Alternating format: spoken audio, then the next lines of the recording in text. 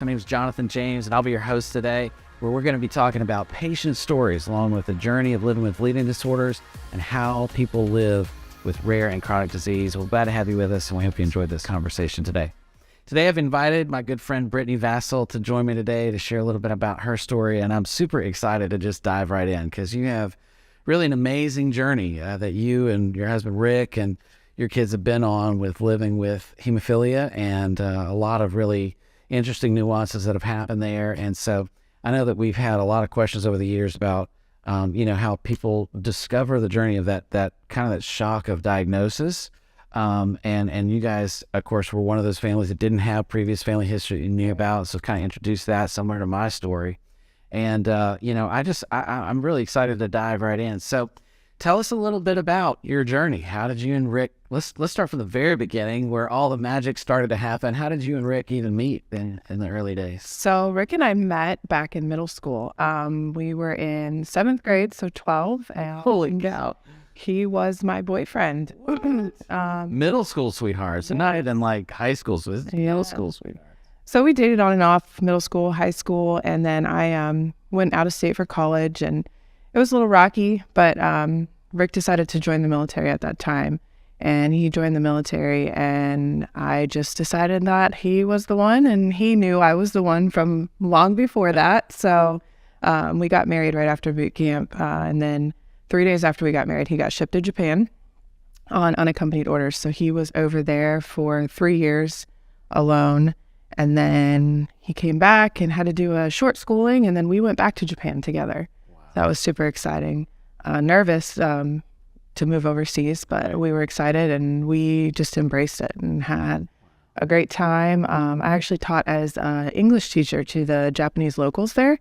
So got to know a lot of the culture, a lot of the people, got to learn some Japanese. I'm not confident in it, so don't ask me to say anything. But we had a great time, and after about a year and a half there, we would have been married about 5 years. We decided that we wanted to start our family, so we did. And shortly after we made that decision, we got pregnant, and actually we're told that it was a little girl, and we were going to have the baby where we lived was in southern Japan, so we would have to deliver out in town at one of the Japanese hospitals. So we had a translator that went with us to all of our appointments and whatnot. And I was about 7 months along, and our doctor was in an emergency C-section. So we had a substitute doctor for the day, and our doctor was a female. This was a male. And we asked him again, just double check the gender, and he goes, "Oh, it's a boy." And we're like, "Wait, what?" Because I was far along. We had all girl clothes, name, everything. So kind of changed things up for us there. And then shortly after that, I found out I had gestational diabetes also. And that was what we now know as our hidden blessing in disguise. So because of that, the Japanese doctor wanted me admitted to the hospital, started on insulin immediately, and put on a strict diet in their hospital for a couple weeks to fix my sugar levels, whatever. So I was like, I'm going to get a second opinion on base. Talk to the on-base doctors and see what they say, because you're going to put me on this strict Japanese diet. And when I get out, I'm not going to have a Japanese private chef at home. Right. So it's going to change things up. So I got a second opinion on base, and they said, you don't need insulin. We can manage this with diet, cut back on the sugar, stop eating pizza, cookies, ice cream, everything that every pregnant woman wants to eat. And if it progresses, we could start you on a pill. So at that point, we made the decision to switch our care, which meant that we had to travel at 38 weeks pregnant to Tokyo, which was about an 8-hour ride on the bullet train. So switched everything up last minute, got settled. There was they called it the Stork's Nest, but it's basically like a Ronald McDonald house for the pregnant women. And got our reservations made there. And right at 38 weeks, we traveled up to, or no, it was before then, because they wanted to induce me at 38 weeks. So I think it was like 37 weeks. We traveled up to Tokyo, got settled, and at 38 weeks, went in for my induction and had Tucker. It was about maybe 12 hours after his delivery, he went in for his circumcision. my mom actually flew over to Japan to be there. Yeah, right. She flew over to Japan to be there with us. And after circumcision, they go through protocol. Anything bigger than a quarter size of blood, it's a little concerning. Let us know so we can check on things. Sometimes we can nick an artery and need a little stitch, whatnot. So we got back to our room with the baby. And I had my celebratory dinner that they make. All hospitals do like this celebratory meal for mothers. And I got my meal and I just didn't feel right. Tucker had been back for a long time from his circ, hadn't woke up to feed or anything. And I was like, I'm going to wake him up to feed him and then I'll eat. So, he's settled and I can enjoy my dinner. Well, I picked him up out of his bassinet and it was just like a pool of blood. And I looked at my mom, she's a nurse, and I said, Mom, I think this is too much blood. And she just went pale. That is way too much blood. Call the doctor in right now. So we called the doctor in and they agreed, too much blood. So we took him back for an exam and they said, everything looks fine. We don't think that the artery's been nicked. So we're just going to put some Surgicel on it, which is clotting gauze. So we're going to put some Surgicel on it, take him back to the room, and we'll check him again in a little bit. At that time, my mom and my husband, Rick, went to go get some food for themselves. And I picked him back up again and same thing. Pool of blood. And so I called them and said, you need to get back here right now. I had already called the doctors. They took us back to an examination room, called in the urologist at this point and said, do you have any family history of vitamin K deficiency? They were trying to scramble to make sure he got his vitamin K injection. At this point, my mom also made them aware of the fact that his heel prick from his postpartum sugar sticks was still bleeding. So they went into, maybe we should just do some labs just to check things. So they did labs. Urologist put a stitch in, Surgicel, pressure bandage, all that, sent us back to our room. We're in our room, have the TV on, just kind of hanging out. And the pediatrician comes in not long after and he said, I need this TV off. And at that point, we all knew we were about to get bad news. And he said, you've got 5 minutes and we're going lights and sirens to the Japanese NICU. Mind you, this is a Friday in Japan. We're almost at 5 o'clock and everything shuts down. It's not like the States. The hospitals are down to essential staff only. Labs are closed for the weekend, all that kind of stuff. So they're we need to get through this traffic to that hospital as fast as we can. They actually caught the lab technician walking out the doors and told him to wait. And so they loaded Tucker up in one of the little incubators, loaded us all up in the ambulance it was me, my husband, the pediatrician, a nurse, a corpsman, who had been holding pressure on my son for hours. He was not allowed to release his pressure. And a translator. They said to us that his PTT was super elongated, and that at this point, all they knew was he either had hemophilia or von Willebrand's, but they did not have the labs to test there. So we were sent to the Japanese NICU, got there, they took him right back, tested his factor VIII levels, came right out, said, your son has severe hemophilia type A. We need to give him an infusion of factor VIII. We use a blood product, so plasma-based product. We need your consent because we're giving your son a plasma-based product. And they went ahead and did that, and he was fine. They're like, okay, done. Here's your baby. And we were like, wait, what? So I think that part was really hard because we just, within a matter of hours, got all of this news in a foreign country. Our doctor there did speak English, but Japanese people are very prideful. And unless they know that they are 100% speaking your language the way that it should be spoken, they're reserved. So we did get everything explained to us pretty decently. And then we did have our translator there who actually we still have a relationship with today. He was a student doctor over there and actually now practices in the States. But he was a lifesaver. He brought snacks. He's like, I have tissues, granola bars, like anything you guys need, like just an angel with us. So the baby actually ended up staying overnight in the NICU. Parents can't stay at the Japanese hospital, so we had to ride back to base with the translator. And then the next morning it was like, you have got to figure out how to get to this hospital that you barely know the name of. So we got up at 4:00 in the morning and started trying to navigate the train system in Tokyo, which we're not familiar with that area because that's not where we lived. Got lost, ended up just breaking down in the middle of a train station. And don't forget, I'm like 2 or 3 days postpartum at this point. You know, they discharged me with no instruction. First baby. I'm like, oh, okay. So just basically walked out of the hospital with Tucker and didn't know what I was even supposed to do for myself at that point. Luckily, the woman that I worked for down in Sasebo, we called her my Japanese mommy. I called her and I was like, I told her what was going on, and I handed the phone to a cab driver. And she said to him, it doesn't matter how much this cab fare is going to be, they need to get to this hospital as soon as possible. Right. And so we had to just trust in the Lord and everything, and got in that cab and rode, and we got to the hospital.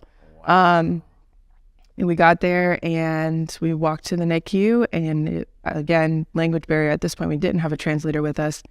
And I just held the baby until they told us we could leave. And at that point, we left. And one of Rick's coworkers had let him borrow their car at that point. So he took a cab back to base, came back in the car, picked me and the baby up. They didn't even check to make sure we had a car seat. Like, it was just insane thinking back to it now. Yeah. But we went back to base and we had a follow-up appointment, and they said, you know, at this point we're going to have to emergency medevac you guys out of the country and back to the States. So, and that was because of the hemophilia diagnosis. Yes, and they were not comfortable. The naval hospital doctors were not comfortable dealing with it at all. They didn't really have knowledge on it. So that was very, very, very hard to deal with. This time, did you have any concept of, like, I mean, you said that they explained it to you a little bit, but I mean, did you have any concept of what hemophilia is? Like, is this like not at all treated over time? Is this something that's just a one-time treatment? Like, do you have any concept? I didn't know. And I looked to my mom and I said to her, I said, Mom, what is this? Like, what do we do? And she said, I don't know, baby. And she just broke down. She's like, I heard it once in nursing school, you know? And she's like, I'm so sorry. Like, I wish I knew. And I could not even Google the word hemophilia to find out more about it. I would try, and I would just break down crying. Like, you know, this is something that we're going to have for the rest of our life. Like, I don't know what this means for our baby, you know? And it was hard, but Rick immediately jumped into dad fix-it mode. And he started researching. And he would come to me with all this information. And I'm like, okay, this is a lot right now, you know? Also, I got really sick. A day or so after we got back from the NICU, I got a really bad fever, ended up getting severe mastitis. I was in the hospital and just, you know, no rest, no care instructions for myself, and everything just kind of hit the fan. Yeah, because you're like a day or two like into this, and you just discharge and go straight to the other hospital. This isn't even time for you to recover. Yeah. So I was sick, got put on antibiotics, you know, got better within a few days. And then I wanted to go home. I wanted to take my baby back to his nursery that we had made, you know. I wanted to go show him off I wanted to go show him off to all of our friends and everybody that was so excited to meet him and whatnot. But the naval hospital doctors said, you cannot leave this hospital unless it's on a flight to the States. Wow. If you take that baby, you will get marked AMA. TRICARE could refuse to pay any of your bills. And the biggest thing is your baby could have a spontaneous brain bleed on the train ride back to Sasebo and die. And so this is what I knew about hemophilia. Oh my God. Looking back, I would like to laugh at them and say, okay, we're taking it, you know, a little far here. But like he just looked it up on Google, I think. Right? Yeah, exactly. Right. They did mention to us at one point, if we had enough factor on hand for 3 emergency doses, that we could go. We had no idea how to get factor. Oh my God. So my mom started hopping on the phone with... At this point, the NICU is the only place that you've gotten factor. Correct. Yeah. Okay, wow. Correct. My mom started hopping on the phone with pharmaceutical companies in the States. So, I mean, like staying up all night because of the time change. And she's like, how do I locate factor in Japan? How do I get this?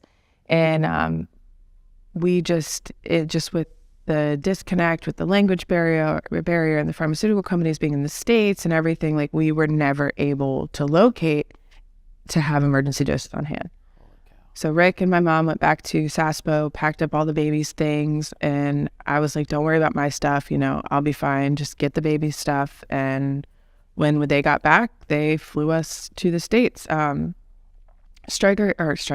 ended up getting really bad jaundice also in this time, and his heel prick bled through again, and the naval doctors freaked out and were like, we're going back to the NICU. And the NICU was like, no, he's not coming back. There's nothing wrong with this baby. His heel prick pressure bandage, it'll be fine, soon. They're like, we can't take him back, like it's not severe enough for him to come back here. And the naval doctors were like, okay, well, you know what? We're just going to put mom and baby on a flight right now to Hawaii to the bigger naval hospital there, because they did have a hematologist there. At that point, we requested a flyover to Tampa, where both of our families are. One of my aunt's good friends was the head neurotransplant pediatric doctor at the big all children's hospital down there. So we contacted her. She contacted the pediatric hematologist at the HTC there, requested for her to be the receiving physician for Tucker. She said, yeah, no problem. We did all the paperwork, handed that over to the Navy and said, hey, this is what's best for us. You can send us to Hawaii and we have nobody there. Or you can fly us to Tampa and at least we have support. Right.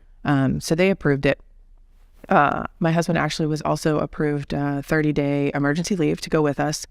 So we had our dog, our cat, 15 boxes and suitcases, my mom, me, the baby, and actually at the time my 4-year-old nephew was with us. He flew over with my mom, so it was a circus. They rented an entire school bus to get just our family to the airport from base. There was people standing waiting to go to the airport, and they're like, is this the bus? And they're like, no, this is a private bus. And I was like, kind of made us feel special. And actually at that time, I completely forgot about this. One gentleman that asked, he was like, I'm a chaplain. Do you mind if I just come on this bus and pray over you guys right now? Wow. And it was, like just those little moments like that was like the Lord just peeking in saying, it's going to be okay. It's like there was divine guidance. Yeah. The whole thing from you being in the main city in Tokyo. Because, right. I just want to go back to that for 1 minute, because that first hospital you were supposed to go to, the blessing in disguise was that you were supposed to be, that if you had not had gestational diabetes, they would have probably just delivered you there. Yeah. They had no resources to help. Right. It was kind of like out in the country, kind of rural area where we were. So it's like every step along the way was this like divinely guided experience. Yeah. Even though it was surrounded with like this almost trauma, this tragedy of sure. discovery of this strange disorder you've never heard of. It's very humbling when you look back on situations like that and you're, in the moment, you're frustrated and annoyed and kind of angry, like, why is this happening? Like, this is what I had planned out. But now, like, I look back and I'm like, it never is my plan, Wow. Never is. And it's a lot of times it's hard for us to step back and think about that. But yeah.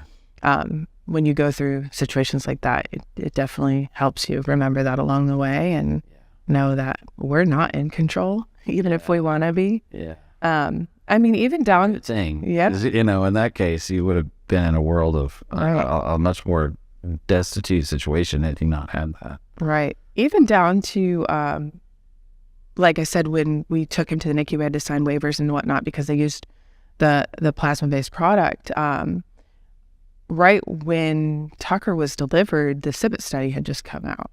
Right. And that was the first thing that my husband found when he started researching hemophilia. Wow. And he read through that study and was like, oh my gosh, like, this is what we need to do. Like, This makes so much sense. Like, this is natural to the body. The body's going to not throw as many immune responses towards it. And they had given him a plasma-based product, and he's like, well, he already had a plasma-based product, so we should just stick with this and do more research on the SIPPET study and, talk with the pediatric hematologist and see what their feelings are on that and everything. And at that point, it was all a foreign language to me because, like I said, I still did not have the strength to research and like figure all this out. But I'm like, hey, you can figure out the why and the how, and I'll do the where and the when, or, whatever it comes down to. But exactly.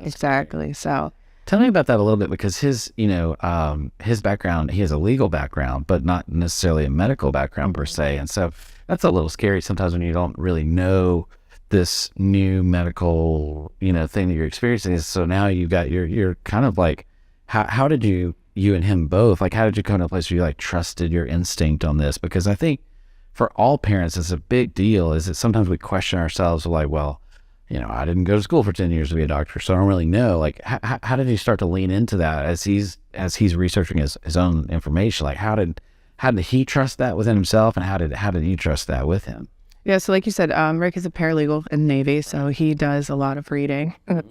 That's his job, is to read contracts, make sure everything is right, And I did come from a medical background. My mom's side of the family, doctor. Grandfather was a doctor, mom's a nurse, aunt's a nurse, grandma's a nurse. Like, everybody does something with medical.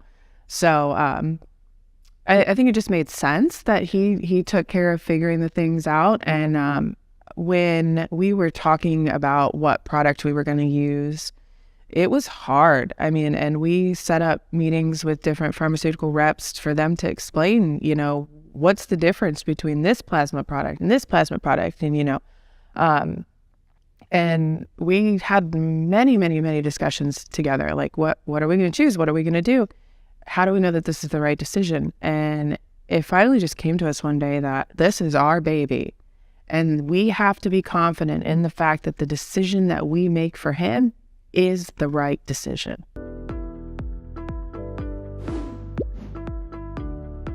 Products such as Coate are derived from human plasma and adhere to strict safety protocols. In this video, we'll explain the manufacturing process for Coate. First, the plasma is collected.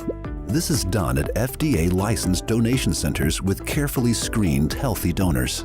Only plasma collected in the U.S. can be used to manufacture products available in the U.S. The next step is viral testing in two different ways. First is serology. Serology can detect markers that indicate whether a donor has been in contact with a virus that could be passed on to others. Next is NAT, or nucleic acid amplification testing. This is a very sensitive test that can detect very low levels of viruses in plasma. NAT is so sensitive it is like finding a needle in a haystack. Only plasma that is virus-free is used in manufacturing. Thousands of plasma donations are combined into a large pool, and then a second round of NAT testing is done. Fractionation is the next step. This separates all of the different proteins in the plasma until only the protein you want, in this case, factor VIII, can be collected.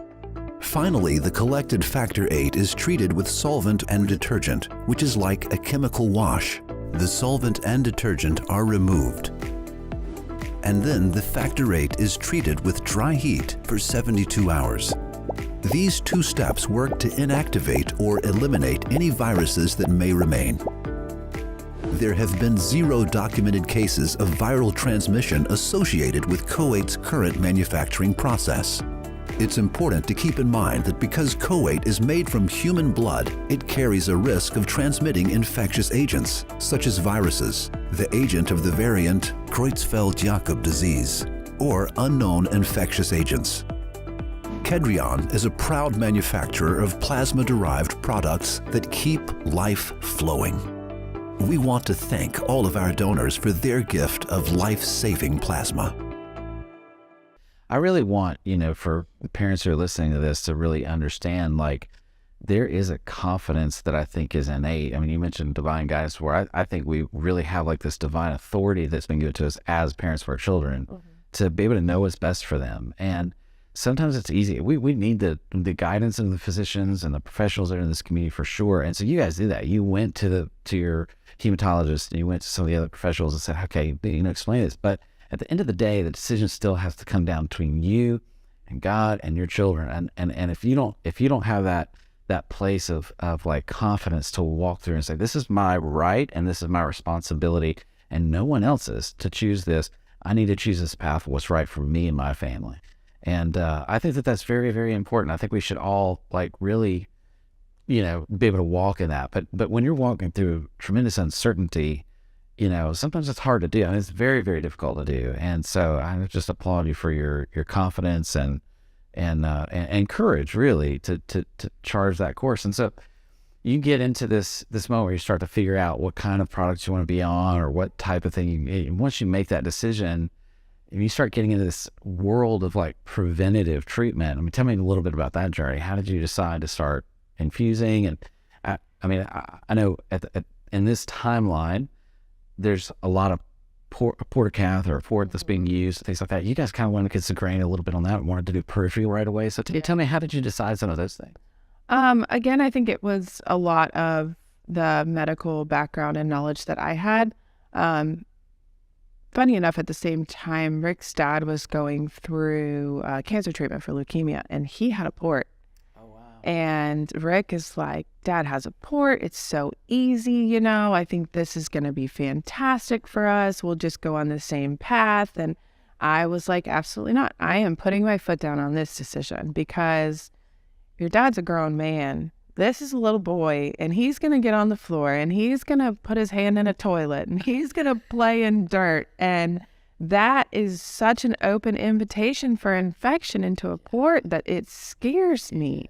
I said, I'm not saying that we won't ever get a port. If we need a port, that's what we're going to do, right? Tucker had a few incidents when he was an infant, and we had to take him to the emergency room for factor. Right. Every time we took him, he got so sick. Every time. Wow. He was just picking up germs as a baby. Right. And I finally said, he was about 10 months old, starting to crawl, almost starting to walk. And I said, enough is enough. It's not fair to him that, one, he has to go in for an infusion, and then two, he's coming home and he's sick, has a bleed, sick for weeks. So we have got to start Profi because I have to learn how to infuse my baby. Wow. I want freedom to go. I don't want to feel like I'm stuck anymore, relying on someone else to make sure my son is okay. That's my responsibility. God entrusted me with him, and I have to take care of it. So we told our hematologist, we said, we want to start on Profi. And they're like, are you sure? Like, it's a little early. And I'm positive. We need a home health nurse so that they're coming in regularly so that I can learn how to infuse him. And that the only way to do that is if they're on Profi.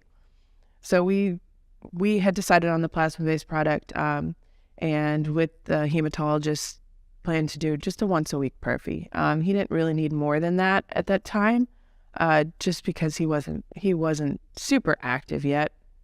So we started on a once-a-week Profi, and again, our home health nurse was just an angel.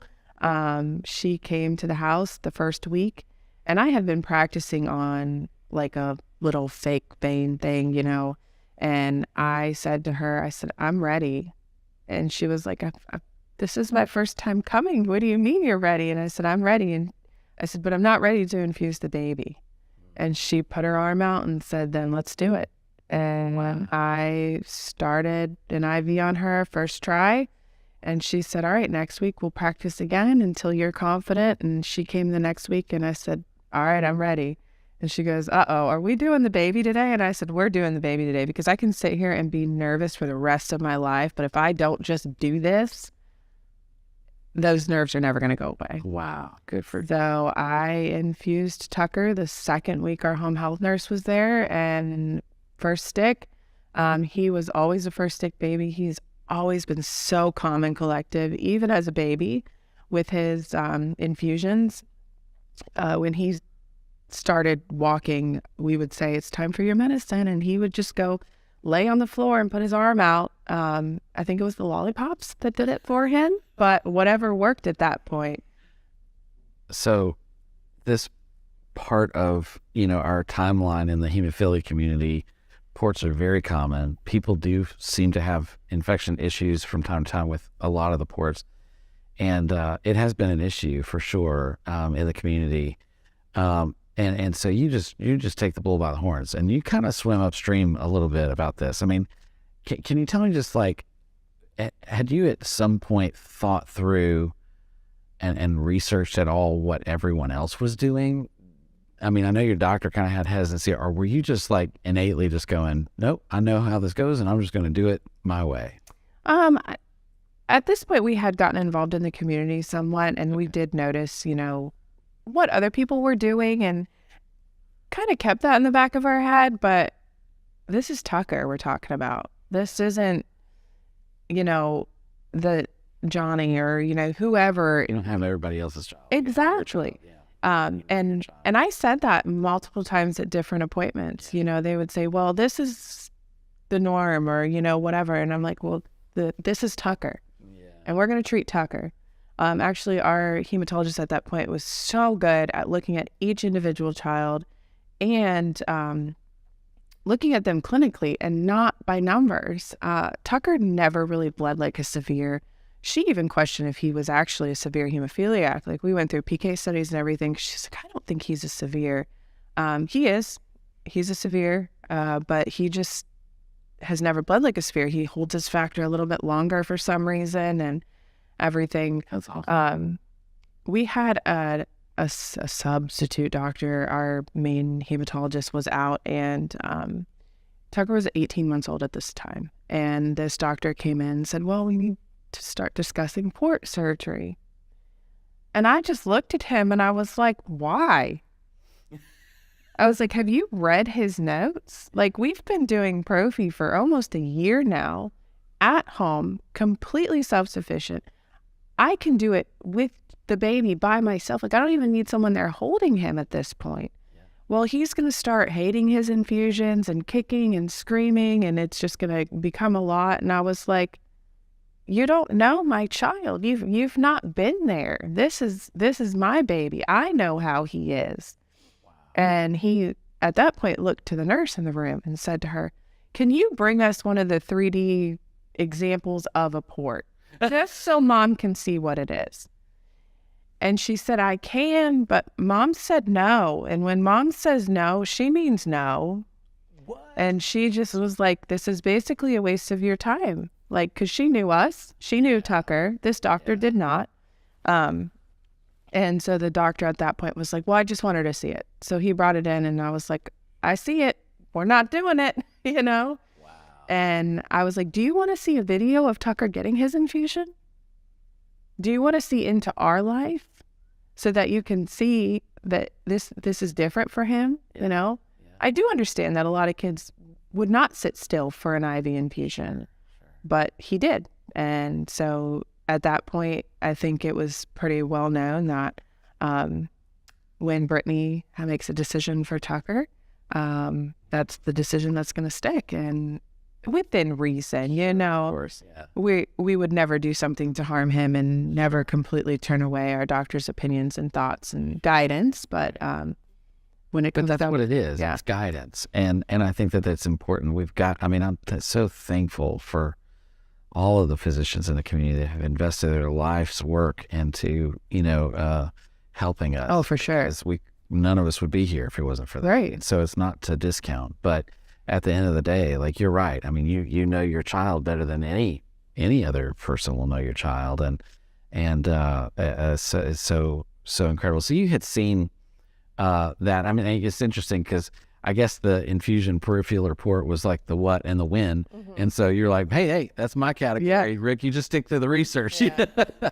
Once he saw how good Tucker was with his infusions too, it made it easier. I think that was just always very hard for him emotionally.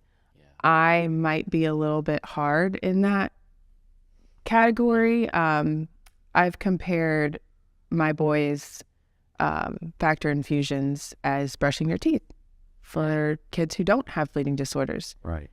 Kids have to brush their teeth twice a day. A lot of times they fight you on it, and they might scream and kick and cry that they don't want to do it, but you force them to do it. Right. And I have looked at infusions like that. And some people are like, you're mean, like they're babies, it's a shot. And I'm like, but this is their life. They have to do this. I have a question about that. So I have a theory that, I have 4 kids, and we've gone through our journey with our 4 kids. And but one of the things I think sometimes is that the earlier you start them, it seems like the easier the embrace, even for them, it is. It normalizes so quickly when they're young, because they're changing and growing so rapidly. I mean, did you feel that way with Tucker, that because you started so early, it just became kind of the fabric of his routines? Oh, for sure. And I was very adamant about anybody that was around during his infusions could not have, as a baby even, could not have any sort of negative feelings. Wow. This was a positive thing for him. This was what was going to heal him if he was hurting.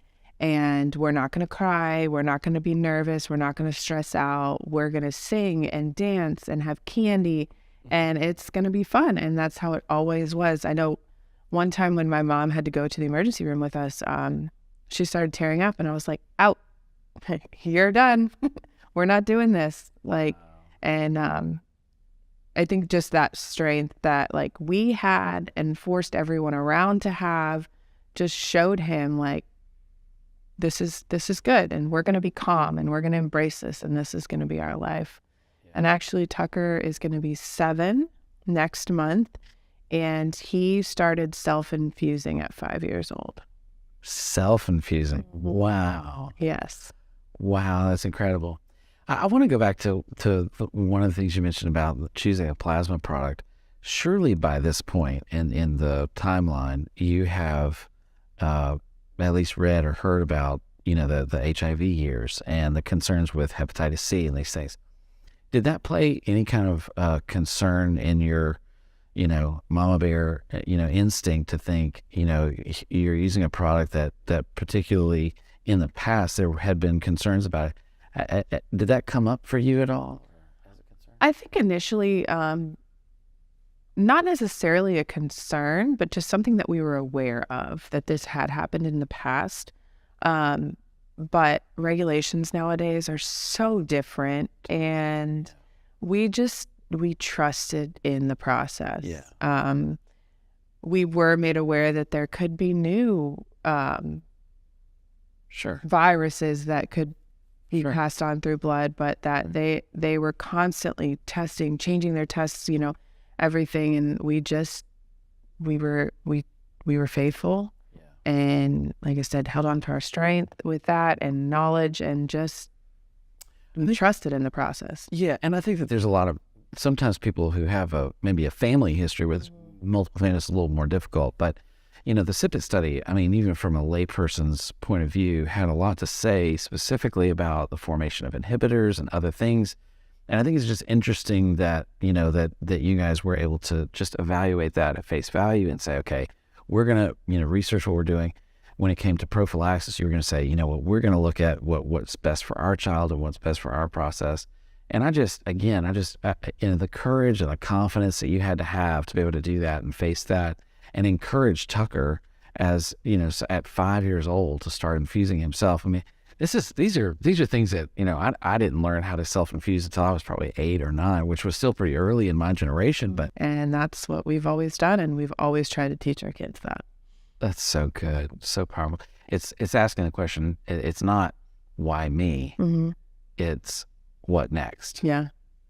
It's how do you move forward with the challenges that you've been given. Right. I mean, I think that's truly what everyone has to do in life. But I think sometimes you get into these, circumstances. It can feel so overwhelming. You just want to crumble under the pressure. But it is possible. Thank goodness. I've had the opportunity and privilege to work with a lot of other rare disease communities and different types of areas. And it's fascinating to me how many rare diseases there are that do not have any kind of treatment.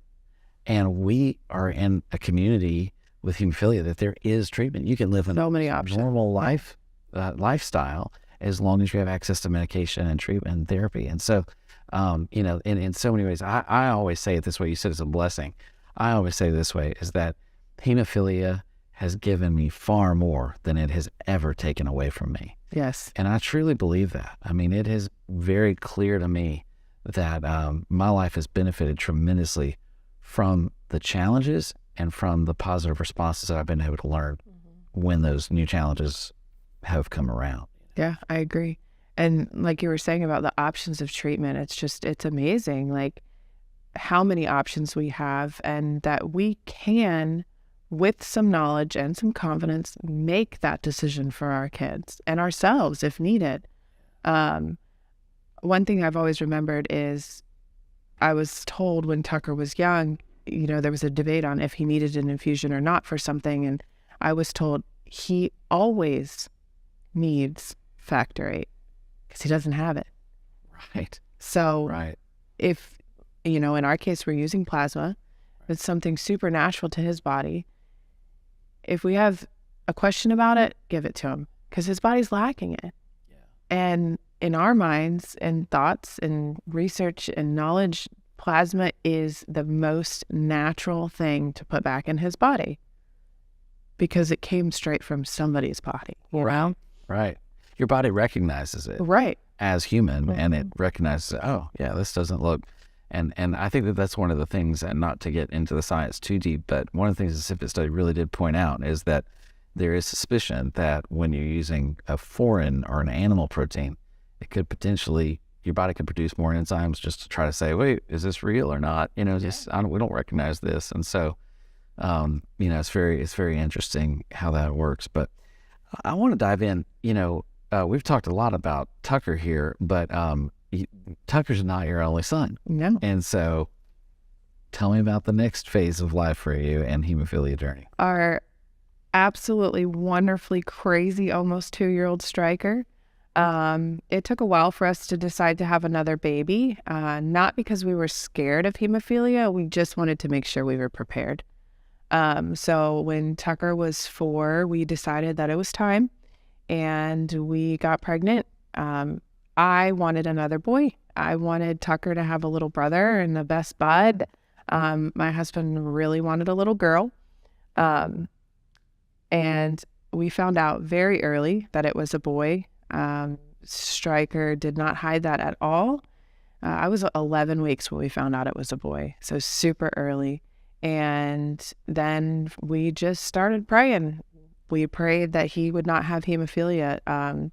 Tucker prayed so hard that his little brother would not have hemophilia. And to this day, it still chokes me up. But he would say, I don't want my baby brother to have to get shots like I do all the time. And so we, that was a rough time too in my pregnancy. Once we found out, the high-risk genetic doctors recommended termination of pregnancy multiple times just because it was a male. We didn't even know if he was going to have hemophilia. I refused an amnio, wanted to wait until delivery, and they just said, he might have this genetic disorder. Termination of pregnancy is always an option. And the biggest thing that bothered me through that was all I could think about was Tucker. You're telling me that my 4-year-old's life is worth nothing because of hemophilia, because you want me to terminate this pregnancy because of the potential of hemophilia. But not to weigh in on that too much, Striker was born. I had multiple meetings with the NICU doctors, the pediatricians, everybody at the hospital. Everybody knew the game plan, on board. Everything was going to go super smoothly. He was born, and we tested his cord blood, and within about an hour, we knew that he had severe hemophilia. Although, up until the point that I delivered him, I would have told you he was not going to have it. I just knew he was not going to have it. And the moment he was delivered and they laid that baby on me, I knew he had hemophilia. I don't know what it was. It was just this overcoming feeling. I instantly got very emotional. Didn't want to speak to anybody. My husband, he does this thing that whenever I'm too emotional, he calls my mom.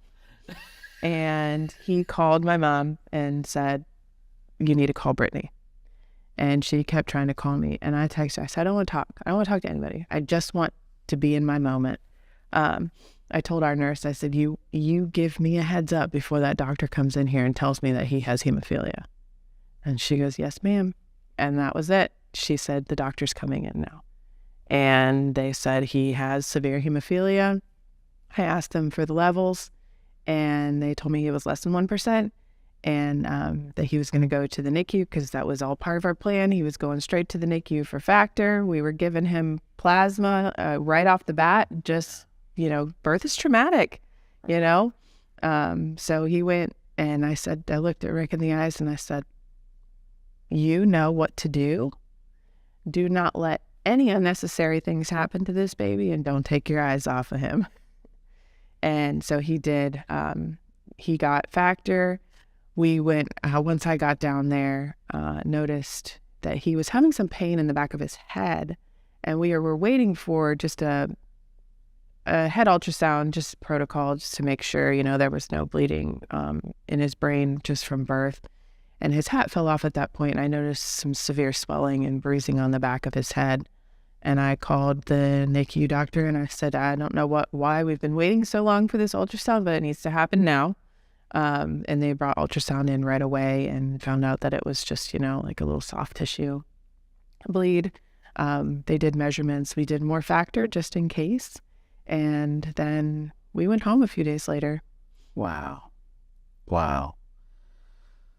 Another traumatic turnaround. At least this time you weren't in another country that you understand all the language. But oh my gosh, Stryker didn't stop there for us though. we thought that it would be smooth sailing, like it always was with Tugger. Journey. Exactly. What's going to happen next? Yeah, of course, this is going to be the same repeat. Right. We'll keep him on demand until right before he turns 1. We'll start him on prophy, just like we did his brother. Of course. Everything's, I know how to infuse at this point. We don't need a nurse. Everything's going to be great. Easy. Yeah. We got to about... But that's not what happened. Not at all. Rick deployed when Stryker was about 3 months old. His ship left and they went to protect our country. Me and the boys moved to Southern Arkansas to be near family. And just have some support while he was gone. Yeah. We got to December, and I had taken Stryker to the emergency room a couple times for infusions, just because I didn't have extra hands to help hold him. Late night bleeds, whenever I didn't want to disturb people. Of course. And the emergency room we went to was never up to par.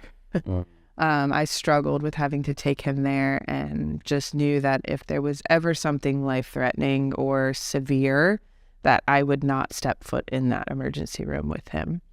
And by this point, you've been in your fair share of emergency rooms. Yeah. You know what could be good or not good, right? So we, one day, he just started crying hysterically.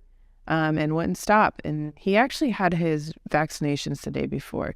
So I was thinking in the back of my head, he's not feeling well. He got his vaccines. He's tired. He's cranky. Maybe he has a little bleed in his leg from that, whatever. So I fed him dinner, gave him Tylenol, gave him a bath, and laid him down. He laid down for about 30 minutes. And then the crying started again. And it was a cry that I had never heard from this baby. I had always been told that if your baby is having a severe, spontaneous bleed, whatever, brain bleed, that's a big fear of new moms with hemophiliacs, you'll know. I just was told, you will know. And it's like, how will you know? Right. But I can stand here today and say to any mom listening, you will know. And that baby started crying, and I knew there was something wrong, and I knew that he needed to go to the closest pediatric hematologist, HTC, which was in Little Rock, about 2.5 hours away from us. I gave him Tylenol. I gave him a bottle. I tried to infuse him that night, put him in his high chair. I prayed so hard. And I got the vein. I got his vein, and I went to push factor, and he jerked back and pulled the needle out. And that was very, very defeating. At this point, he didn't want to lay down. Anytime I would lay him down, he would just scream. I found if I held him upright up against my chest, he could calm down a little bit. So we sat up all night. And I would have taken him in the middle of the night, but Tucker had his first field trip for school the next day, and then it was Christmas break. And I just knew that it would break his heart if he had to go sit in the hospital with us. And something told me he doesn't need to be there with you. Huh. And so we waited. He got a ride to school the next morning, and it was about 7:00. And right when he got in the car to leave, me and the baby got in the car to leave, and I drove as fast as I could, as safely as I could, to Little Rock. And we walked in there, and at this point, he was stopping to support his head. Like, he didn't want to support his head at this point. So I thought he was having a brain bleed, you know? He was in pain, wouldn't lay down, wouldn't support his head, you know. Immediately, I'm like, okay, he's got a brain bleed going on. They moved very quickly. They did. I was very happy with that. I contacted the boys' hematologist in San Diego and let them know that we were there, and you know, I probably needed an emergency referral to that hematologist and whatnot. But we were in the emergency room, and they initially did a head CT. They did labs. They gave factor, which was a process. They had to get ultrasound. We could not get a vein on him whatsoever. He got stuck like 6 times. It was a lot. But head CT came back normal. Labs came back normal. They then took him in for a neck CT. That came back normal. They then took him in and x-rayed his entire body. Everything came back normal. And they're like, well, you know, we gave him factor, so we're going to send you home. And by this point, we're at like 7 p.m., okay? Been there almost 12 hours. It's shift change. And the new doctor came in, and they said about, you know, sending us home. And I took Stryker, and I stood him up on the bed in front of me, and his head flopped forward. And I said, there is something wrong with this baby, and you are not sending us home. And her jaw hit the floor. And she said, you're right. I am very concerned. I want you to know that I am very concerned, and we're going to take him in for an emergency MRI. So he had to be intubated and sedated because he wasn't NPO. And at that point, I started getting scared. I did have some contact with Rick on the ship. It was very spotty. So I decided to call Red Cross and send an emergency message to the ship about what was going on. And they took him in for MRI, said it'd be about an hour and a half. They were going to admit us to the neuro floor for the night, for me to go up to the room and get settled, and they would bring him back there. About 2 hours go by, and I don't hear anything. So I call the nurse, and I'm like, can you give me an update on the baby? And she goes, oh, they'll call when they hear something or whatever. And I said, I asked you for an update on my baby. You need to get me an update on my baby. And she goes, yes, ma'am. So she walks out, comes back in, and says, you need to pack your bags and go back down to the emergency room. And when I tell you that was the scariest moment of my life, I don't think anything could ever top it, because I thought we lost him. I thought he never woke up from his anesthesia. And so I packed my bags, and I went back down to the emergency room, and they started putting me towards a trauma room. And so just this overwhelming amount of fear and just so scared and not knowing. But I walked by yourself. Yes. Wow. I walked in the room, and he's on the table, happy, kicking his legs. And I mean, just instant relief, but also like, okay, what's going on? So the only doctor that was in there was the head anesthesia doctor. And I said to him, I said, what's wrong with my baby? And he goes, ma'am, you have to wait for the neurologist. And I said, I am not uneducated, and you are going to tell me what is wrong with my baby right now. Right. And he said, I cannot explain it to you the way that it needs to be explained, but he is bleeding into his spinal column. And so then I'm like, what? Like, I never heard of this before, you know? And I'm like, why don't you have him strapped down? Like, you know, a spinal injury is like, you don't move him. Right. And they're like, well, it's not that, he can move and everything. We want him to move so we can see if it progresses, whatever. And they said, but we are waiting for a bed and you guys are going straight to the ICU. So now I'm like scrambling. I've got my 6-year-old back home by himself, not by himself. He was at a friend's house. He just walked home from his field trip. Yeah. Because he's like, well, they're not back yet. Yeah. He was at a friend's house who we didn't know very well at this point. But, this is military life. Like, sometimes you don't have options. You knock on the neighbor's door like, hey, I've got an emergency. Can you watch my kids? Nice to meet you, by the way, Oh, my God. And these people ended up becoming really good friends of ours, and we're forever grateful for what they did. So he ended up staying with them. And we got admitted, and the social worker of the hospital at that point then sent in an additional Red Cross message because they're like, this is life-threatening, Wow. His MRI showed that the base of his skull all the way down to the base of his back was all filled with blood. They don't know how he did not have spinal cord compression. I've heard multiple times, 1, we don't know how he's alive, and 2, we don't know how he doesn't have any deficits today from that bleed, but he doesn't. Again, a huge blessing. And we were definitely thrown a curveball with that one. Wow. Like I said, we never expected anything. So ultimately, he gets factor in the hospital, and the bleed just seems to resolve, right? Yes. And so then you're there for not very long. I mean, you were there for just a few days. We were there for about a week in the ICU for a couple days, and then moved to the hemonc floor just because he required so much factor, and he was such a hard stick at the time, and doing neuro checks to make sure. And then we had to do a follow-up MRI to make sure there wasn't more bleeding, that it was starting to go down, which it did.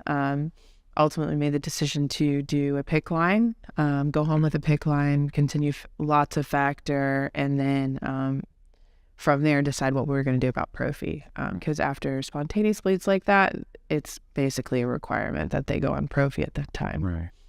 And so they assumed this was spontaneous. There wasn't like an injury or any kind of trauma or anything. It was just like it just started to happen. But because of your intuition and that knowing that you had in your gut that says something isn't right here, that's really what saved him. It could have really been life-threatening. Yeah. So Rick gets the message on the ship that this is life-threatening. What is he experiencing? What is he going through? A lot of worry and a lot of just hating that he could not be there with us. He's like, I'm stuck in the middle of the ocean on this ship with barely any communication, and there's nothing I can do. I can't help you. I can't help Tucker. I can't be there with the baby, It was a very hard time for him to not be able to support his family through that. Right.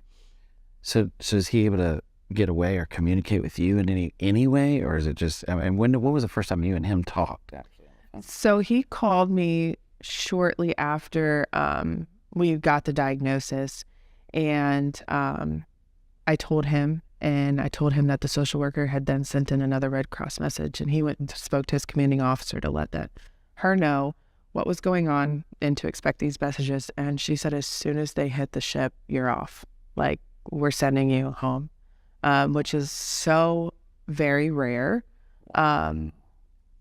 People don't get sent home from deployment. But in our situation, they were like, no, he needs to be there.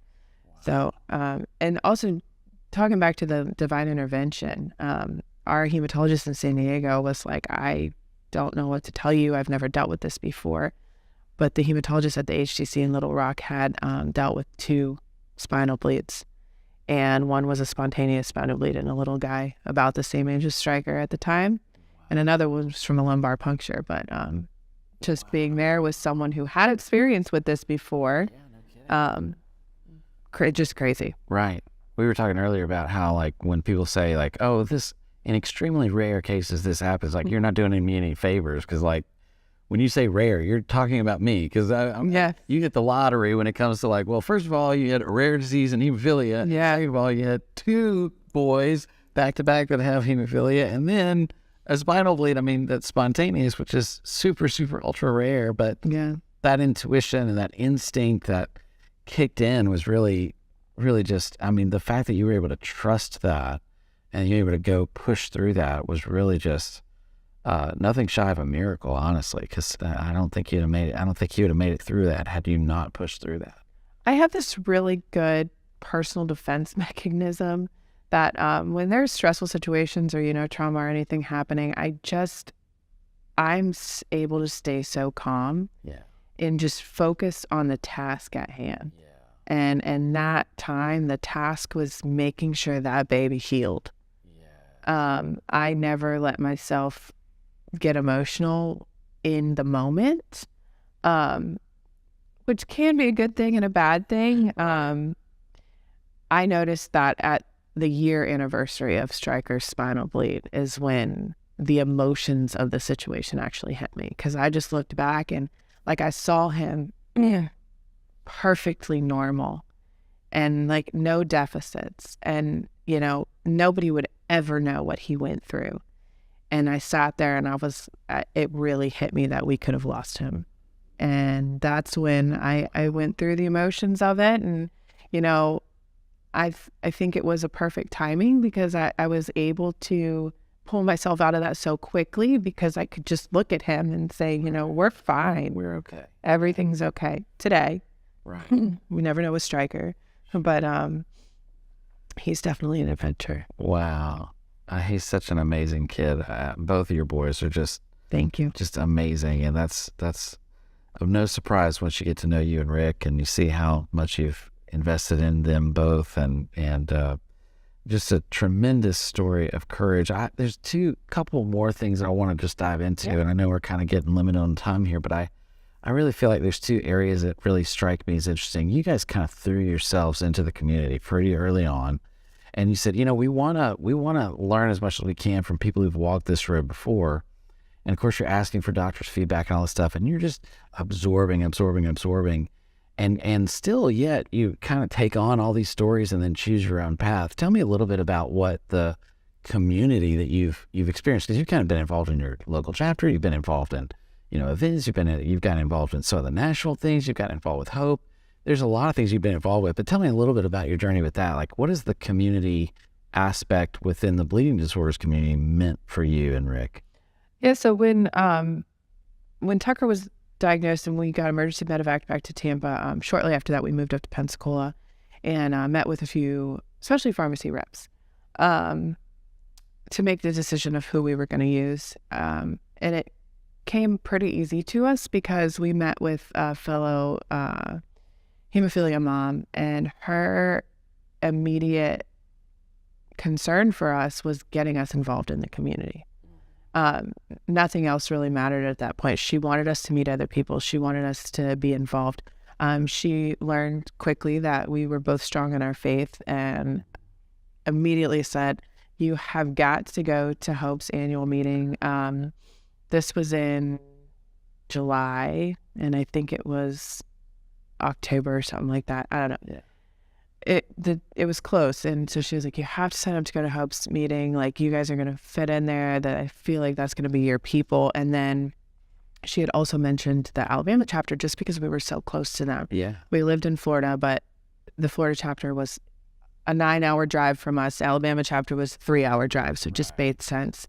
Right. So we reached out to Miss Vicky with the Alabama chapter and got involved with them quickly, went to their family camp. And I mean, just walking through the doors, it felt like we knew these people forever, and we were so welcomed. We felt so comfortable, and just that feeling you're not alone. There's other people that are doing this, going through this day to day. And even though, they might make a different decision on medication or pharmacy or how they're going to do prophy or whatever, we all have this common denominator, and that is hemophilia or a different bleeding disorder, and just wanting that sense of community and that sense of feeling like you belong somewhere.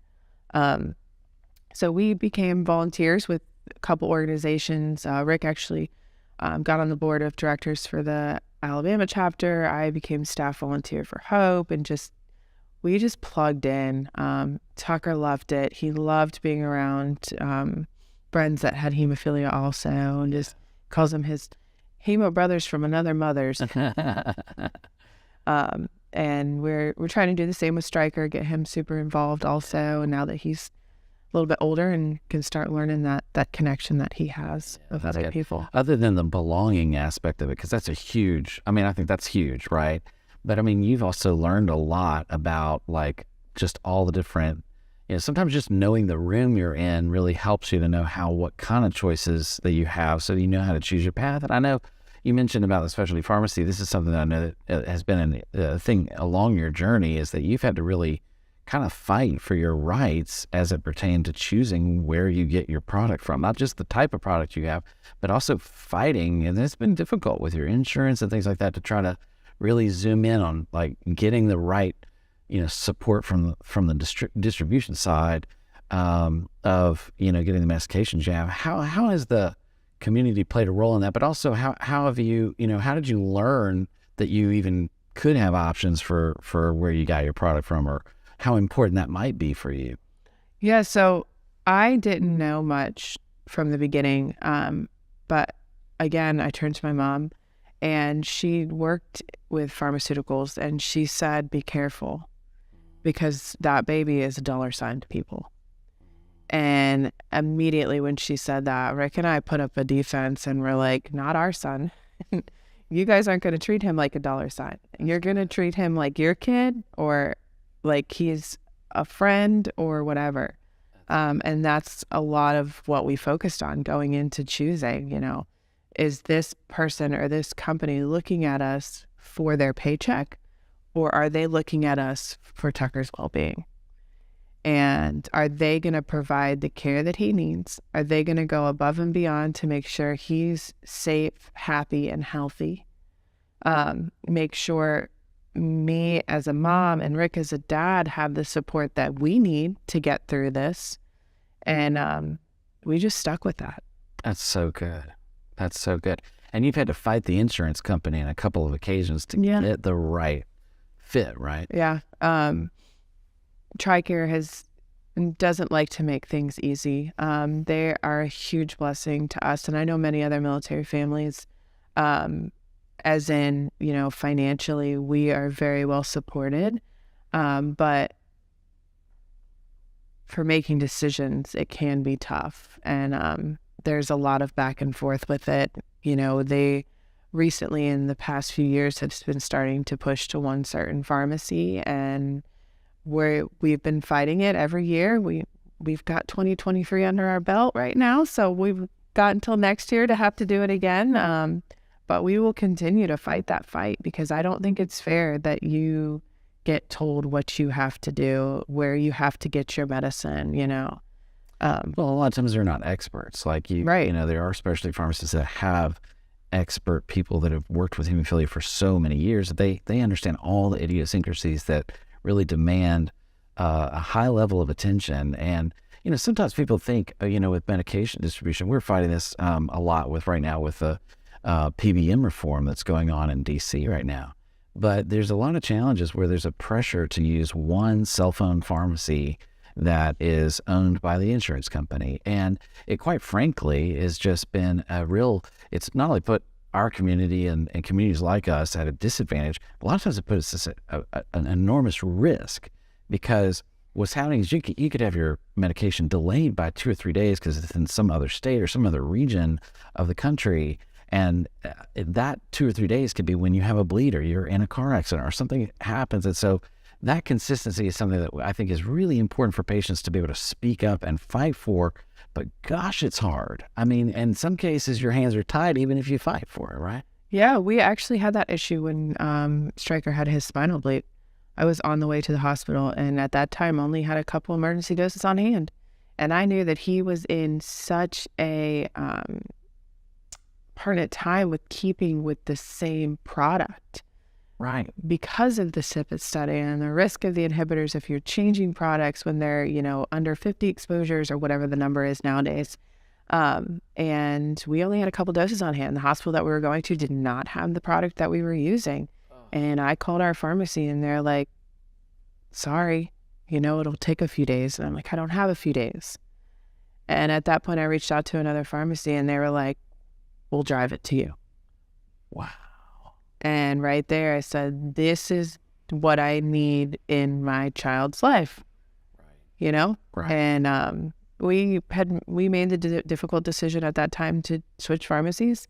And it wasn't easy because we had been with one pharmacy throughout Tucker's entire life. And then now we had this issue pop up. But at that one moment, I knew that my child's well-being was not their priority.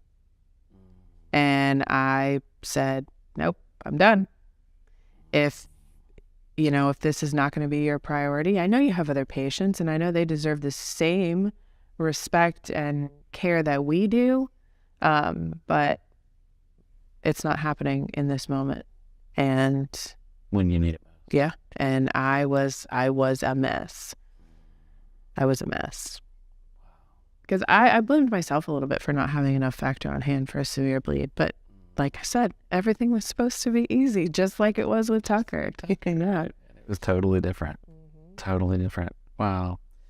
Well, there's so much that's happened, in your life and already, and so many wild things that have occurred. But I just want to say that you're not only a fantastic advocate for Tucker and, for Stryker, but you're a fantastic advocate for our community, and the work that you do with Hope has been just remarkable as you've been reaching out to patients and helping and serving the community, and truly an expert really in being able to help people. And so is there anything that you'd like to encourage people in as they're listening to this today, just to say, like, really anybody that's struggling, maybe to moms that are out there, or even parents at all that just feel like they just not sure that they can, and they're exhausted really from fighting or for asking more questions and not being heard.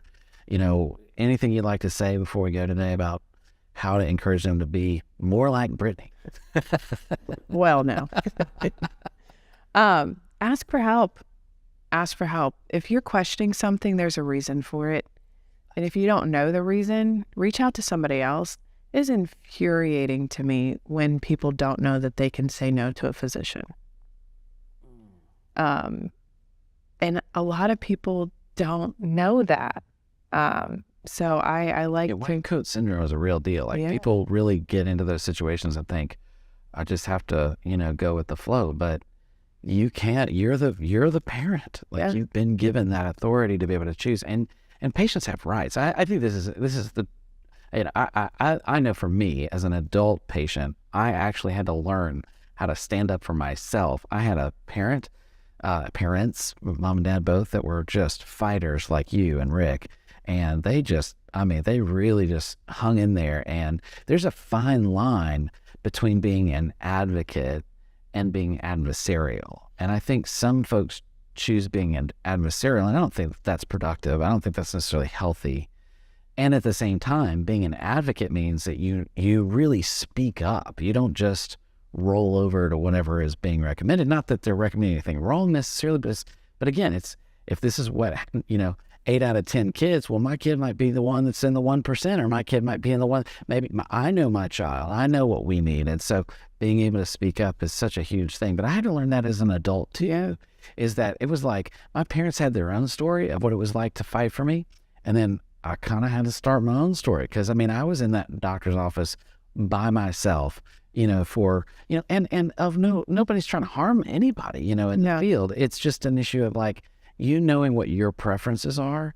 The difference, I think, with this is, it's not the difference of saying, I like, chocolate syrup on my sundae, or I like whipped cream or not whipped cream. It's not like a choice preference. Sometimes in our world, those choices can mean the difference between long-term positive outcomes and long-term negative outcomes. Right. I'll give you a case example. One time I was using a gauge needle that was larger than what was necessary. I would stick in the bend of my arm, and in that vein was just a big pipe, and I could stick it, and it was really easy. I had a lot of scar tissue that built up over the years. Well, I had a friend of mine one day in the community, fellow hemophilia patient. He said, Jonathan, because you really ought to consider using this smaller gauge needle. And I was like, first of all, I have a lot of scar tissue built up. And I said, I use that same spot because it's Old Faithful. It works for me every time. And I'm just going to keep using it. I know they tell me not to, but it's just my preference. Yeah. And so I thought, why? I was like, man, that's a pediatric size. Like, why would I use this like small little weenie needle? I can't even get through the thing, And he says, no, really, you ought to try it out. He says, I'm telling you, it'll reduce your scar tissue. And I thought, man, I don't know. You don't know what you're talking about. Well, sure enough, the next time I ordered my factor, I said, hey, why don't you give me some of those little needles? And so I got some of those. Well, to this day, like I have almost very little scar tissue left. But I still use the same spot. I have a little bit, but it was hard at first to get used to it. But that one little piece of advice came from a community member that I just needed that really helped me out. Well, now it doesn't sound like it's a big deal, but where I may be if I might not have so much scar tissue built up at this point that I wouldn't be able to access, the one place that I have really great access, or I might have had to modify or do some things that maybe I was in a bleed and couldn't even get my infusion. I would have to go to the hospital or go get help somewhere else or something like that. And those are things that I've been able to prevent because I listened to a little piece of advice and then I had a preference and I know what I wanted. So my advice to people would be just know what you want and ask for it. But you got to speak up. You got to be the one to actually say, this is what my needs are. Right. And sometimes that can be the difference between just preference, but sometimes that can be the difference between life or death. Yeah. Just like you holding Stryker up in that emergency room and saying, something is wrong. I don't care what you say. I am not leaving here until you find out what it is that's wrong. Yeah. I mean, we've been through it in multiple situations. The port surgery with Tucker, that's preference. Stryker was life or death. And I don't even want to think about what would happen if I walked out of that hospital with him. I know. But I don't have to. But that courage and that resiliency to come back and keep saying, no, I know what's best for me and I know what's best for my child is literally can be the difference between incredible success and ultimate failure. And we really have to be people that are willing to stand up for what is right for us. Yeah. And I think sometimes like if you're constantly in that battle, you can start to question your knowledge and your confidence and your strength and your decisions. And that's when you need to lean on your community. That's good. Lean on your friends, lean on the people that are there to help you. I'm here. Yeah. If anybody needs somebody to lean on, needs some advice or some help, I'm always willing to be there. Or just cheering up. Yeah. Sometimes just a little bit of, hey, it's going to be okay. Like we're in this together. Sometimes that little bit of, encouragement, it's just fuel in the tank that helps you go the next mile. Yeah, it really does. It really does. It's so good. Well, I just want to say thank you for sharing your story, being so transparent, willing to share all your challenges. I know there's so much more depth to every part of your story that we touched on, but I certainly hope that I know that people listening to this have probably gotten tons of it out, but if you have any questions or there's things that you think about that you've heard during this conversation, you'd like to know more information about, or you'd like to ask Brittnee for that matter, you can always email us at info@hope-charities.org, or you can reach out to us on our website, and we'd be happy to get you Brittnee's information and be able to reach out more. But thank you so much, Brittnee, for all that you have shared with us today and for your journey. And I hope that the next 25 years look so much easier than the last 7 years, but you better knock on some wood. So thanks so much for being here with us today on the podcast. Thank you.